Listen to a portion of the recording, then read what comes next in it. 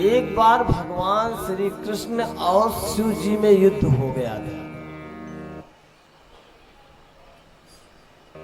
अब युद्ध क्यों हुआ, कैसे हुआ? एक बाणासुर नाम का राक्षस था। वो भगवान शिव का बहुत भक्त था। भगवान की सेवा, भगवान की पूजा, भगवान की अर्चना इतना करता था कि भगवान उससे प्रसन्न हुए, वरदान मांगा। बाणासुर ने कहा कि आप हमारे नगर की पहरेदारी करो और जिससे हमारे इस देश, हमारे ऊपर कोई आक्रमण करे तो विजय प्राप्त ना कर सके। भगवान शिव ने कहा ठीक है, लेकिन एक शर्त है, जो तुम्हारे इस राजभवन में पताका लहरा रहा है ना, जब तक ये लहराएगा तब तक हम आपके नगर की रक्षा करेंगे। और जहां ये पताका नीचे गिरा, हम आपकी नगर की रक्षा नहीं कर पाएंगे। बोले मंजूर। अब उस पताके के चारों तरफ अनेक प्रकार के पहरेदार लगा दिए। बाणासुर की एक बेटी थी जिसका नाम था उषा। उसको स्वप्न हुआ अनिरुद्ध जी का, प्रद्युम्न के जो पुत्र हुए वो अनिरुद्ध हुए, भगवान के नाती। उषा स्वप्न में देखा भगवान के नाती को। उनकी एक सखी थी जिसका नाम था चित्रलेखा, और वो बेचैन मन से बैठी थी। चित्रलेखा आई, बोले अरे सखी, आप इतने उदास क्यों बैठी? बोले सखी, मैंने एक स्वप्न ऐसा देखा कि एक राजकुमार मोर मुकुटधारी, उनके साथ मेरा विवाह हो रहा है।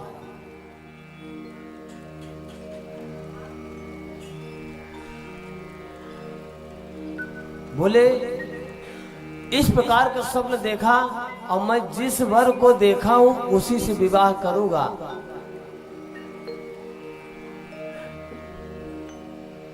चित्रलेखा ने कहा, रे स्वप्न की बात कोई थोड़ा जान सकता है, कैसे रहते कैसे नहीं। बोले तू सखी है ना मेरी, चित्र बनाओ, मैं बता दूंगी कौन वर था जो हमारे स्वप्न में आया था। सभी राजाओं महाराजाओं का फोटो बनाने लगी चित्रलेखा। बनाते बनाते द्वारिकाधीश का चित्र बनाई। द्वारिकाधीश भगवान कृष्ण का चित्र देखी। उषा ने कहा सेम ऐसे है पर यह नहीं है तो ऐसा स्वरूप, लेकिन ये नहीं है। बनाते बनाते फिर प्रद्युम्न जी का चित्र चित्रलेखा ने बनाई। बोले मिलता जुलता एकदम है, लेकिन ये भी नहीं है। उसके बाद जब अनिरुद्ध जी का चित्र बनाई, तब चित्रलेखा उषा ने कहा बस बस यही है, हम विवाह करेंगे तो इन्हीं से करेंगे, नहीं तो हम विवाह करने वाले नहीं। चित्रलेखा चित्र भी बनाती थी और उड़ने की विद्या भी जानती थी। बोले मित्र क्यों होते हैं? सुख दुख में काम आने के। और तू मेरी सखी है, मेरे इस इच्छा को पूरा नहीं कर सकती? बोले जहां तक संभव है हम कर सकते हैं, ऐसा नहीं कि नहीं करेंगे। बोले तो जाओ। चित्रलेखा ने कहा ये किसकी राजकुमार है मालूम है आपको? द्वारिकाधीश का नाती है। द्वारिकाधीश में एक पक्षी भी जा नहीं सकता बिना भगवान शिव के। वहां चक्र चारों तरफ से रखवाली करता है। उषा ने कहा ये सब हम नहीं जानते, आपको उन्हें लेकर के मेरे पास आना है और जैसी इच्छा जिस प्रकार से ला पाओ लेके आओ। चित्रलेखा ने कहा कोई बात नहीं, कोशिश करते हैं। और चित्रलेखा द्वारिकापुरी उड़ी जाने के लिए और जा रही थी, देखा चारों तरफ से चक्र जो है द्वारिका की रक्षा कर रहा। प्रवेश करने का मौका ही नहीं लग रहा है। इतने में नारद जी आ गए। श्रीमन नारायण नारायण नारायण, श्रीमन नारायण नारायण नारायण, नारायण नारायण नारायण, जय जय नारायण नारायण नारायण, लक्ष्मी नारायण नारायण नारायण, लक्ष्मी नारायण नारायण नारायण, भजवन नारायण नारायण नारायण, नारायण नारायण नारायण। नारद जी को देकर के चित्रलेखा साष्टांग दंडवत कर लिया। और नारद जी संत का हृदय एकदम कोमल होता है। बोले प्रभु जी, हे संत जी, हे नारद जी, हम बड़े संकट में, आप हमारी संकट को दूर करिए। बोले क्या, कौन सी संकट आ पड़ी आपके ऊपर? बोले मेरी सखी उषा को इस प्रकार का पूरा वृत्तांत बताई। स्वप्न हुआ और स्वप्न में अनिरुद्ध जी से विवाह हो गया है। अब उषा चाहती है कि मैं अनिरुद्ध जी को लेकर के उषा जी के पास जाऊं, लेकिन ये चक्र जो है रखवाली कर रहा है। आप भक्तों का लाज बचाने के लिए आप संत जैसे का दर्शन हो जाए तो निश्चित ही अपना कल्याण हो जाता है। नारद जी ने कहा ऐसी बात है तो ठीक है, कोई बात नहीं, आप थोड़ी दूर जाकर के छुप जाओ। जब मैं इशारा करूंगा तब आप द्वारिका में प्रवेश लेना। जब तक मैं इशारा नहीं करूं तब तक आप निकलना नहीं बाहर। एक वृक्ष के पीछे जाकर के चित्रलेखा को छुपा दिए नारद जी। और चक्र घूमते घूमते जब आया नारद जी के पास, बोले चक्र इधर आ। और चक्र नारद जी को देख करके प्रणाम किया। संत महात्मा को देख करके सब प्रणाम करते, चक्र भी प्रणाम किया। बोले जीवन में कभी भजन भाव किया कि बस ऐसे घूमते घूमते रखवाली ही किया है?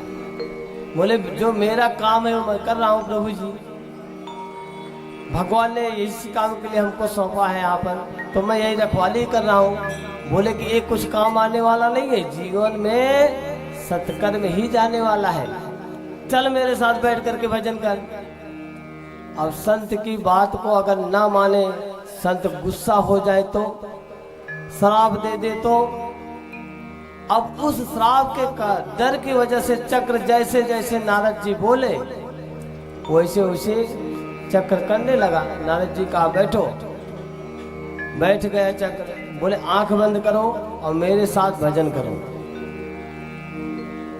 आंख बंद कराए नारद जी और शुरू कर दिए। श्रीमन नारायण नारायण नारायण, श्रीमन नारायण नारायण नारायण, श्रीमन नारायण नारायण नारायण, श्रीमन नारायण नारायण नारायण, जय जय नारायण नारायण नारायण, जय जय नारायण नारायण नारायण, श्री नारायण नारायण नारायण, श्री नारायण नारायण नारायण।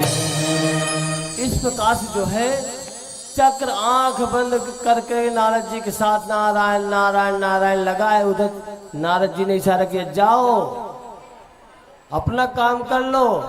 चित्रलेखा जल्दी जल्दी में गई और वहां अनिरुद्ध अपने कक्ष में सो रहे थे। और चित्रलेखा ने विचार किया मैं इनको जगाऊं, पूरी कहानी बताऊं, इसमें लेट हो जाए तो उधर नारद जी कब तक जो है उनसे कीर्तन कराते रहेंगे चक्र से। पूरे खाट सहित उठाई और ले करके द्वारिका के बाहर जाने लगी। नारद जी ने कहा, रे चक्र, तुम्हारा क्या काम? द्वारिकापुरी की रखवाली करने के लिए तुम भजन बैठ करके कर रहा, देख कुछ जा रहा है दूर से। जब दूर चली गई, चक्र कुछ समझ नहीं पाए। बोले एक बात तो संत बोलते हैं कि आप भजन कीर्तन करो, एक बार बोलते हैं आपका काम रखवाली करने का। नारद जी ने कहा कोई बात नहीं, कल पता चलेगा प्रातः काल जब होगी। और वहां से नारायण नारायण करते करते नारद जी गए।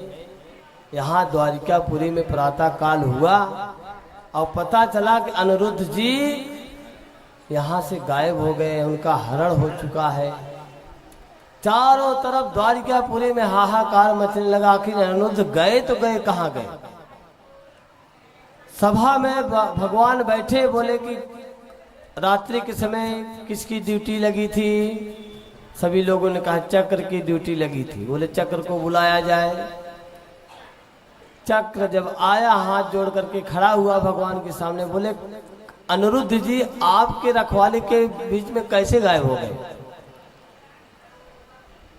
चक्र हाथ जोड़ करके कहा, प्रभु जी मैं रात्रि में रखवाली तो कर रहा था, उसी समय नारद जी आ गए और हमसे कहे कि आप भजन करो। भगवान समझ गए अगर नारद जी आए हैं तो कोई न कुछ काम अच्छा ही होने वाला है। पूरा वृत्तांत चक्र ने सुनाया। नारद जी आए, बताए कि आपके अनिरुद्ध का हरण 1200 की जो कन्या है उषा ने करवाई है। और भगवान ने विचार किया कि 1200 को सूचना दिया जाए कि हमारी इधर जो है, पता चला कि 1200 के पता चला कि हमारी कन्या के कक्ष में कोई पुरुष है। और जैसे पता चला, अपनी बेटी उषा और अनिरुद्ध को जेल में बंद कर दिया।